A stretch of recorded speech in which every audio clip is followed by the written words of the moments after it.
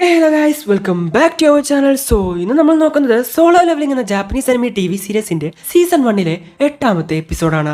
എപ്പിസോഡിലോട്ട് പോകുന്നതിന് മുമ്പ് എല്ലാവരും നമ്മുടെ വീഡിയോക്ക് ഒന്ന് ലൈക്ക് ചെയ്യുക. 700 ലൈക്കാണ് നമ്മുടെ ടാർഗറ്റ്. 700 ലൈക്ക് എപ്പാവുന്നു അപ്പോൾ അടുത്ത എപ്പിസോഡ് അപ്ലോഡ് ആവുന്നതായിരിക്കും. അപ്പോഴത്തെ സമയങ്ങളാണ്. നേരെ എപ്പിസോഡിലോട്ട് പോകാം. എപ്പിസോഡ് തുടക്കത്തിൽ ജിൻഹോ അവന്റെ അമ്മയെ കാണാൻ വേണ്ടി പോകുന്നു. എല്ലാ സുഖവും മാറ്റാൻ പറ്റുന്ന ഒരു മരുന്നോ? തീർച്ചയായിട്ടും അത് ഉപയോഗിച്ച് എന്റെ അമ്മയെ തിരിച്ച് ജീവിതത്തിലോട്ട് കൊണ്ടുവരാൻ പറ്റുമെന്ന് തോന്നുന്നു. ഈ എലിക്സർ ഓഫ് ലൈഫില് മൊത്തം 3 ഇൻഗ്രീഡിയൻസ് ഉണ്ട്. എന്നാൽ എന്റെ കയ്യിലിപ്പോ ഒന്നുപോലുമില്ല. പക്ഷേ അതെവിടെ ഉണ്ടാവുമെന്ന് എനിക്ക് നന്നായിട്ട് അറിയാം. സ്ട്രോങ് ആവാതെ അതിനകത്തോട്ട് പോകുന്നത് ആത്മഹത്യ ചെയ്യുന്നത് പോലെയാണ്. ഞാൻ ഇനിയും ലെവലപ്പ് ആവണം. എന്തൊക്കെ സംഭവിച്ചാലും ഞാൻ ഇനിയും സ്ട്രോങ് ആവണം എന്ന് ചിന്തിക്കുകയാണ് ജിൻഹോ. ജിൻഹോനിപ്പോ അവന്റെ ലെവല് കൂട്ടാൻ വേണ്ടി പുതിയ പുതിയ ഡഞ്ചൻസിലോട്ട് പോവേണ്ട ആവശ്യമുണ്ട്. അതുകൊണ്ട് തന്നെ യൂജി പറഞ്ഞ ആ 19 സി റാങ്ക് ഡഞ്ചനിലോട്ടും പോവാമെന്ന് ജിൻഹു തീരുമാനിക്കുന്നു.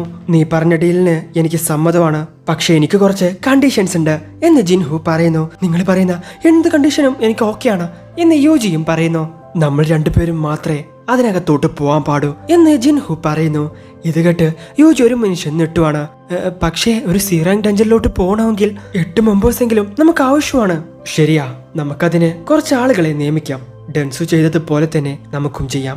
നമ്മൾ രണ്ടുപേരും മാത്രം പോയാൽ ഒരു ജീവനും നഷ്ടപ്പെടാതെ ആ 19 റൈഡ്സും നമുക്ക് കംപ്ലീറ്റ് ചെയ്യാൻ സാധിക്കും. ഈ 90 ഓപ്പറേഷൻസും നേരിടാൻ പറ്റിയൊരു ടീം നമ്മുടെ കയ്യിലുണ്ടെങ്കിൽ ആ സ്ട്രൈക്ക് ടീം വെച്ച് നിന്റെ അച്ഛനെ ഇംപ്രസ് ചെയ്യാൻ സാധിക്കും. എനിക്ക് മനസ്സിലായി. നമ്മളിത് തീർച്ചയായിട്ടും ചെയ്യും ബോസ്. ഞാൻ എക്സ്ട്രാ മെമ്പേഴ്സിനെയും ഗേറ്റും സംഘടിപ്പിക്കാൻ നോക്കട്ടെ എന്ന് യോജി വിളിച്ചു പറയുന്നു. പിന്നീട് നമ്മൾ കാണുന്നത് ട്രെയിനിങ് എടുത്തോണ്ടിരിക്കുന്ന ചായ ഹിന്നിനെയാണ്. ശരി പറയൂ, ഞാൻ നിങ്ങൾക്ക് എന്ത് സഹായമാണ് ചെയ്യേണ്ടത് എന്ന് ചായ ചോദിക്കുന്നു. ഓ, വെരി ഇംപ്രസീവ്. പക്ഷേ ഞാനൊരു S100 കയ്യിൽ നിന്നും ഇത് പ്രതീക്ഷിച്ചതാണ് എന്ന് അവിടെ ഒളിച്ചിരുന്ന ഒരാൾ പറയുന്നു. നിന്നെ അപ്രോച്ച് ചെയ്യാൻ പറ്റുന്ന ശരിയായ ടൈമിന് വേണ്ടി ഞാൻ വെയിറ്റ് ചെയ്യുമായിരുന്നു. നിന്റെ ട്രെയിനിങ് ഞാൻ ശല്യപ്പെടുത്തിയെങ്കിൽ എന്നോട് ക്ഷമിക്കണം. ഇതാണ് എന്റെ കാർഡ് എന്ന് പറഞ്ഞൊരു കാർഡ് കൊടുക്കുന്നു. യൂജിൻ കൺസ്ട്രക്ഷന്റെ ഒരു കാർഡായിരുന്നു അത്. അവിടെ കട്ട് ചെയ്ത യൂജി അവന്റെ അച്ഛനും തമ്മിൽ സംസാരിക്കുന്നതാണ് കാണുന്നത്. ഗേറ്റ്സ് എല്ലാം കാണാൻ തുടത്തിയിട്ട് ഒരുപാട് വർഷമായി. ലോകം ഇപ്പോ അടിമത്തത്തിന്റെ വാക്കിലാണ്. ഇൻഫ്രാസ്ട്രക്ചർ, ഈ എക്കോണമി, മീഡിയ, എന്തിന് പൊളിറ്റിക്സ്, അവരെല്ലാം ഈ ഡഞ്ചനോട് കൂടി ഒരുപാടധികം മാറിയിട്ടുണ്ട്. പ്രത്യേകിച്ച് നമ്മുടെ അടിസ്ഥാന സൗകര്യങ്ങളുടെയും ജീവിതത്തിന്റെയും അടിത്തറ. ഡഞ്ചൻസിൽ നിന്നും സാധനങ്ങൾ കിട്ടാതെ ഇനി ഒന്നും ചെയ്യാൻ സാധിക്കില്ല. ഹണ്ടേഴ്സിനെ കൊണ്ട് മാത്രമേ ഇനി നമ്മുടെ ലോകത്തെ എക്കോണമി വർദ്ധിപ്പിക്കാൻ സാധിക്കൂ. എന്നാ ആ ഹണ്ടേഴ്സിനെ നോക്കുന്നത് ഹണ്ടേഴ്സ് അസോസിയേഷൻ ആണ്. പുതുതായിട്ട് വരുന്നവരൊക്കെ അവരാണ് കൊണ്ടുപോകുന്നത്. അവർ ആക്റ്റീവായിരിക്കുന്ന ഹണ്ടേഴ്സിനെ കണ്ടുപിടിച്ച് അവർക്കൊരു റാങ്കിങ് സിസ്റ്റം കൊടുക്കുന്നു. അവരെ രജിസ്റ്റർ ചെയ്യുന്ന കാര്യങ്ങളെല്ലാം നോക്കുന്നു. അവരെ ആക്ഷന് പോകുന്ന എല്ലാ ഗേറ്റ്സും മാനേജ് ചെയ്യുന്നു. അതുപോലെ ഡഞ്ചൻസ് ബ്രേക്ക് ആവുന്നതിനെയും ഡീൽ ചെയ്യുന്നു. എന്ന അസോസിയേഷൻ സംസ്ഥാനത്തിന്റെ പ്രവർത്തനമൊന്നും മാറ്റുന്നില്ല. ഡഞ്ചന്റെ അകത്തുള്ള പ്രധാനപ്പെട്ട എല്ലാ കാര്യങ്ങളും ഗിൽസിനെ വെച്ച് അവർ പുറത്തെടുക്കുന്നു.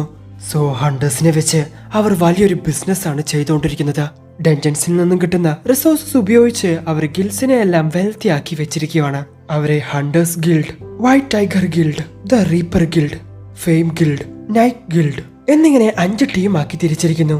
രാജ്യത്തിലെ പ്രധാനപ്പെട്ട 5 ടീമുകളാണ് ഇതെല്ലാം. ഡഞ്ചൻസുമായി ബന്ധപ്പെട്ട പ്രോഫിറ്റില് അവർ ഒരുപാട് കാര്യങ്ങൾ ചെയ്യുന്നുണ്ട്. അവരെന്ത് വേണമെങ്കിലും ചെയ്തോട്ടെ എന്ന് പറഞ്ഞ് എന്നെ കൊണ്ട് നോക്കി നിൽക്കാൻ സാധിക്കില്ല. അവിടെ നിന്നും കിട്ടുന്ന ഈ റിസോഴ്സസ് ഒക്കെ എത്രത്തോളം പ്രധാനപ്പെട്ടതാണ് നമ്മുടെ ജീവിതത്തിലെന്ന് നമ്മൾ മനസ്സിലാക്കണം. ഈ നാടിന്റെ പങ്കിലെല്ലാം നമുക്കും അവകാശമുണ്ട്. അത് കൈവശമാക്കേണ്ടത് നമ്മുടെ ആവശ്യമാണ് എന്ന് യൂജിയുടെ അച്ഛൻ പറയുന്നു. ഒരു പക്ഷേ ഇത് ശരിയാണെങ്കിൽ ഒരു S100 എന്റെ ചേട്ടന്റെ ബിസിനസ് പാർട്ട്ണർ ആക്കുന്നത് കുറച്ച് റിസ്ക് ആയിട്ടുള്ള കാര്യമാണ്. ഇത് വർക്കൗട്ട് ആവുന്നത് പോലെ എനിക്ക് തോന്നുന്നില്ല എന്ന് യോജി മനസ്സിൽ ചിന്തിക്കുന്നു. പിന്നീട് നമ്മൾ കാണുന്നത് ഡെയിലി കിഡ്സ് കംപ്ലീറ്റ് ചെയ്തുകൊണ്ടിരിക്കുന്ന ജിൻഹുനെയാണ്.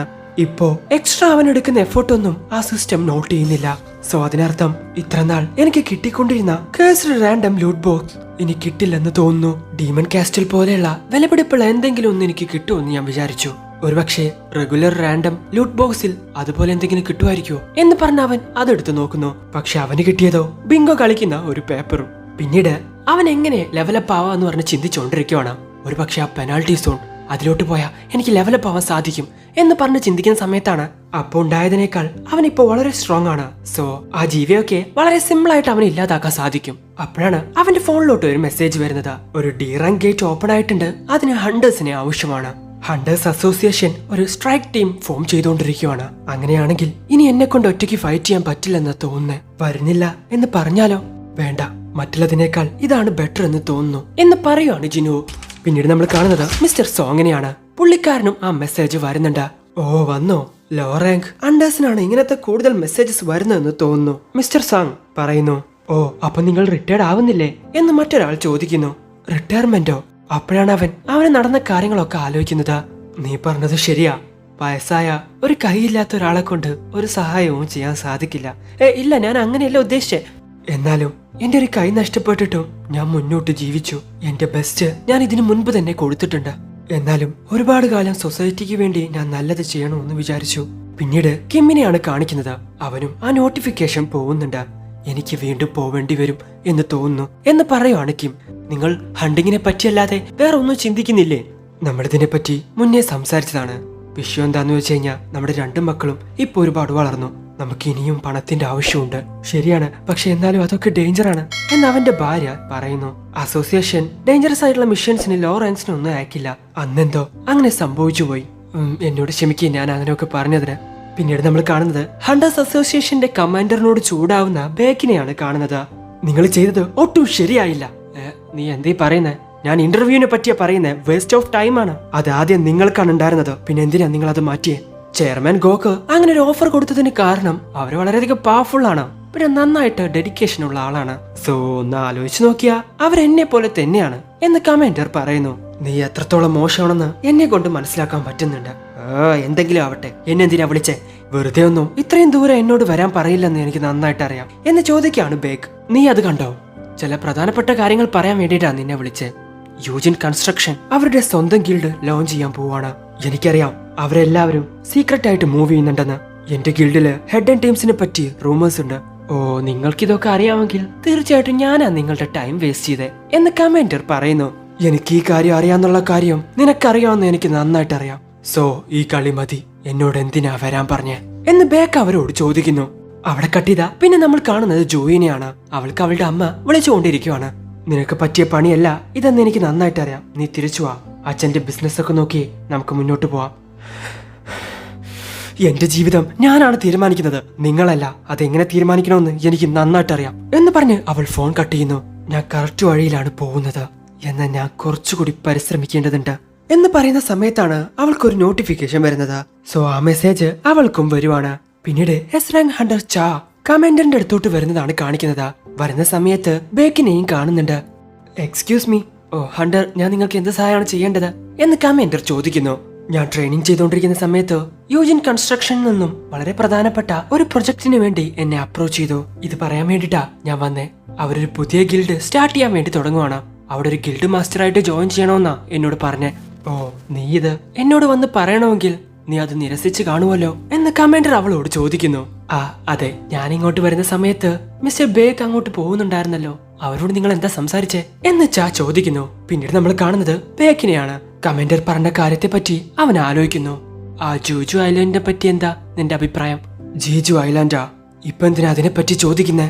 നമ്മൾ അവിടെ തോറ്റുപോയതുകൊണ്ട് ഇപ്പൊ അവിടെ സീൽ ചെയ്തിരിക്കുകയാണ്. കരയിൽ നിന്നുകൊണ്ട് അവിടെ നടക്കുന്നതെല്ലാം നമുക്ക് കാണാൻ സാധിക്കുന്നുണ്ട്.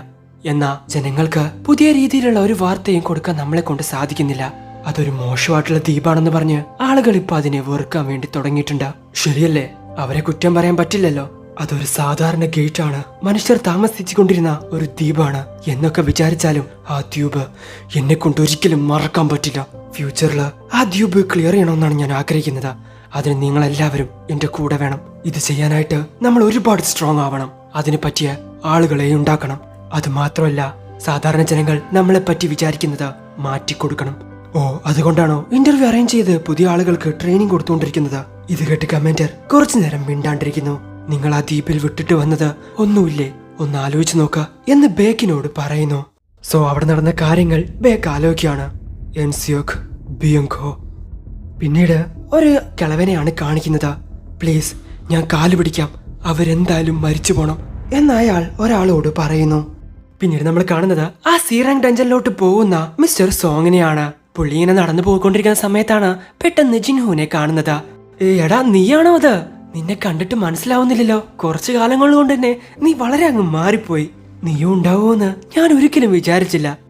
അന്ന് നിന്റെ ഒരു കാല് പോരുന്നില്ലേ? ആ പോയിരുന്നു. അത് പെട്ടെന്ന് വന്ന ഹീലേഴ്സ് അപ്പൊ തന്നെ ശരിയാക്കി തന്നു. ഓ, അതെന്തായാലും നന്നായി. ഓ, അങ്ങനെയാണെങ്കിൽ നിന്നെ ഇവിടെ നിന്ന് കൂട്ടിയിട്ട് പോവാൻ ഒരു ഹൈ റാങ്ക് ഓഫീസറാണ് വരുമെന്ന് എനിക്ക് തോന്നുന്നു. ഏയ് അങ്ങനെയൊന്നുമില്ല മിസ്റ്റർ സങ്, നിങ്ങളുടെ കൈ ഇല്ല, കൈയിന് കുഴപ്പമൊന്നുമില്ല. ഇത് ഒരുപാട് കാലമായില്ലേ, എനിക്കിത് ശീലമായി. നമുക്ക് പോവാം. അല്ല മിസ്റ്റർ സോങ്, നിങ്ങൾ എന്താ ഇവിടെ ചെയ്യുന്നേ? അസോസിയേഷനിൽ ഒരു തീരുമാനം കൊടുക്കണം, അതിനു വേണ്ടി വന്നതാ. ഓ നിങ്ങളോ എന്ന് ജിൻഹോ ചോദിക്കുന്നു. ഇതെന്ത് കോയിൻസിഡൻസാ, തീർച്ചയായിട്ടും ഇതിപ്പോ ഒരു റീയൂണിയൻ ആയല്ലോ എന്ന് പറഞ്ഞ് നോക്കുന്ന സമയത്താണ് പണ്ടത്തെ മുഴുവൻ ടീമും അവിടെ നിൽക്കുന്നുണ്ട്. ജിൻഹോ നീയോ എന്ന് ജോയി ചോദിക്കുന്നു. ഇതേ സമയം മിസ്റ്റർ സോങ്ങിനെ കണ്ട മിസ്റ്റർ കിം തിരിഞ്ഞു നിൽക്കുവാണ്. പണ്ട് താൻ കാരണമാണ് എല്ലാം സംഭവിച്ചതെന്ന് പറഞ്ഞ് ബലിപീഠത്തിലോട്ട് പറഞ്ഞു വിട്ടതല്ലേ. ജിൻഹോ നീ വീണ്ടും തിരിച്ചു വന്നോ? നിന്നെ ഇപ്പൊ കാണാൻ വേറെ പോലെ ഉണ്ടല്ലോ, നീ ആള് മൊത്തം മാറി ജിൻഹോ എന്ന് ജോയി പറയുന്നു. ഇതേ സമയമാണ് അങ്ങോട്ട് കുറച്ച് പേർ വരുന്നത്. സോ 8 പേരെ തികയ്ക്കാൻ വേണ്ടി ജയിലിൽ നിന്നും കുറ്റവാളികളായിട്ടുള്ള 3 ഹണ്ടേഴ്സിനെ കൊണ്ടുവരുന്നു. സോ കുറ്റവാളികളുടെ കൂടെ ജോലി ചെയ്യാൻ ഇവർ തയ്യാറാവുന്നില്ല. പക്ഷെ വേറെ വഴിയില്ലാത്തത് കൊണ്ട് മറ്റു ഹണ്ടേഴ്സ് ബിസി ആയതുകൊണ്ടും ഇവർ കൊണ്ടുപോവുകയാണ് അവരെ. നിങ്ങൾ പേടിക്കേണ്ട ആവശ്യമൊന്നുമില്ല. നിങ്ങളുടെ ഹണ്ടേഴ്സ് അസോസിയേഷൻ മെമ്പർ കോങ് തക്ഷിക് വഴി കാണിക്കാൻ നിങ്ങളുടെ കൂടെ വരും. അവരൊരു ബി റാങ്ക് ഹണ്ടർ ആണ്. സോ ആ 3 സി റാങ്ക് കുറ്റവാളികളും എന്തെങ്കിലും ചെയ്താൽ അത് അവർക്ക് നോക്കാവുന്നതേ ഉള്ളൂ. ഇതെന്തോ ഒരു നല്ല ഐഡിയ ആയിട്ട് എനിക്ക് തോന്നുന്നില്ല. നീ ഈ റൈഡിന് വരാതിരിക്കുന്ന നല്ലത് ജോയി. ഓ അപ്പൊ നീയോ? ഞാൻ എന്തായാലും ഇതിന് പോവാൻ പോവാ. എന്നാ ഞാനും വരും എന്ന് പറയുവാണ് ജോയി. ഇതേ സമയം ജയിലിൽ നിന്നും കൊണ്ടുവന്നവരെ റിലീസ് ചെയ്യുന്നു. ഇവിടെ നിങ്ങളുടെ യഥാർത്ഥ സ്വഭാവം കാണിച്ചാ എന്താകുമെന്ന് അറിയാമല്ലോ എന്ന് കാങ് അവരോട് ചോദിക്കുന്നു. എന്റെ പേര് കോങ് താഷിക്, ഹണ്ടർ സ്കൂളിന്റെ ഇൻസ്പെക്ടർ. അവരുടെ 3 പേരുടെയും കാര്യം ഞാൻ നോക്കിക്കോളാം. പിന്നെ ഇന്ന് പോകുന്ന റൈഡിൽ ആരാ ലീഡർ ആവാൻ പോകുന്നേ എന്നവർ ചോദിക്കുന്നു. ജിൻഹോ, ഞാൻ ലീഡർ ആവുന്നതിൽ നിനക്കെന്തെങ്കിലും കുഴപ്പമുണ്ടോ? ഇല്ലെന്ന് ജിൻഹോ പറയുന്നു. എനിക്ക് ഈ ചാൻസ് തന്നതിന് ഒരുപാടധികം നന്ദിയുണ്ട്. അന്ന് 7 പേർ ഞാൻ കാരണം മരിച്ചു, എന്നാൽ നീ കാരണം വന്ന് 6 പേരുടെ ജീവൻ രക്ഷപ്പെട്ടു. സോ ഒരുപാടധികം നന്ദിയുണ്ട് ജിൻഹോ, എനിക്ക് വീണ്ടും ഈ ചാൻസ് തന്നതിന്. മിസ്റ്റർ സോങ്, നിങ്ങൾ ഇതൊന്നും ചെയ്യേണ്ട ആവശ്യമില്ല. മിസ്റ്റർ സോങ് അത് കിമ്മിനോടും ചോദിക്കുന്നുണ്ട്. ആ വേഗം പോവാം എന്ന് മിസ്റ്റർ കിമ്മും പറയുന്നു. സോ അങ്ങനെ അവരെല്ലാവരും ഒരു പുതിയ ഹണ്ടിങ്ങിന് പുറപ്പെടുന്നു. അവിടെ വെച്ച് എപ്പിസോഡ് അവസാനിക്കുന്നു. ഇനി ഈ കഥയൊക്കെ അങ്ങ് മാറും. തീർച്ചയായിട്ടും നിങ്ങൾക്ക് ഇഷ്ടപ്പെടും. എന്തായാലും ഈ വീഡിയോ നിങ്ങൾക്ക് ഇഷ്ടപ്പെടുന്നതായിരിക്കും. ഇഷ്ടപ്പെടുന്ന ലൈക്ക് ചെയ്യുക, ഷെയർ ചെയ്യുക, സബ്സ്ക്രൈബ് ചെയ്യുക, തുടർന്നുള്ള ബെൽ ഐക്കൺ എനേബിൾ ചെയ്യുക. അടുത്ത എപ്പിസോഡ് അടുത്ത ദിവസം വരാതെ. ബൈ.